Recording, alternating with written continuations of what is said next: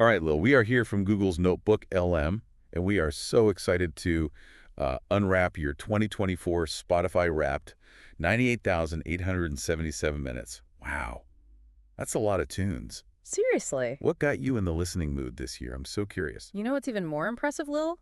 That puts you in the top 0.8% of Spotify listeners globally. Yeah, globally. Talk about an epic soundtrack to your year. All right, let's jump into it.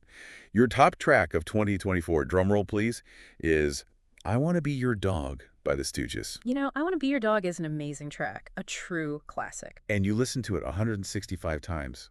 That's like listening to it every day for like 5 months. Wow.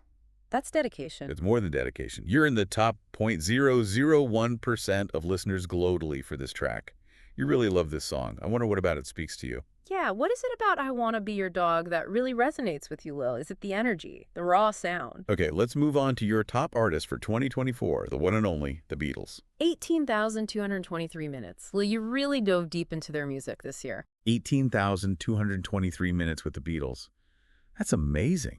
I mean, you spent almost 5 months listening to them. And get this, you had a 28-day Beatles listening streak. That's Yeah. some serious dedication. Yeah. But, it's interesting. I always find it really fascinating when people have, a favorite artist, like the Beatles, because they've been around for so long and their music is pretty classic. And, well, the Beatles are everywhere. It's like, why are you listening to the Beatles when there's so much other music out there? But there's definitely something about them.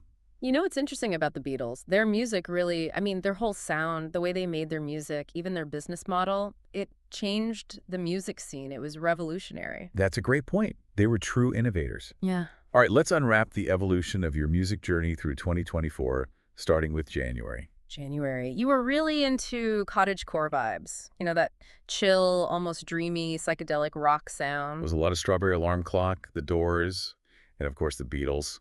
Thousands of plays. And we saw some classic tracks on heavy rotation. Sunshine Superman by Donovan, The Crystal Ship by The Doors, and Your Blues by The Beatles. Then February rolled around and we saw a shift. Still tons of psychedelic rock, but a little more like cinematic. Yes, like psychedelic movie tunes, classic rock, yeah. A lot of Electric Light Orchestra in the mix now. And still the Beatles and the Doors, of course. And it makes you wonder, Lil, what were you up to in February? Were you watching a lot of classic movies, maybe reminiscing about the 70s and 80s soundtracks? Whatever it was epic. Break On Through to the Other Side by The Doors, Don't Bring Me Down by Electric Light Orchestra, and Live and Let Die by Wings were all huge this month. And then came March, your biggest listening day of the year, 950 minutes. Wow. This is where things get interesting.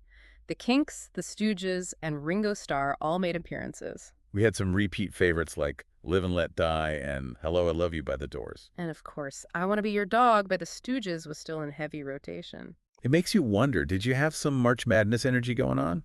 Or maybe you were just on a roll with all those amazing tunes. Then by June, things shifted to a more like feel-good diner rockabilly vibe. Yeah, that's a great way to describe it. Diner Rockabilly, lots of Chuck Berry.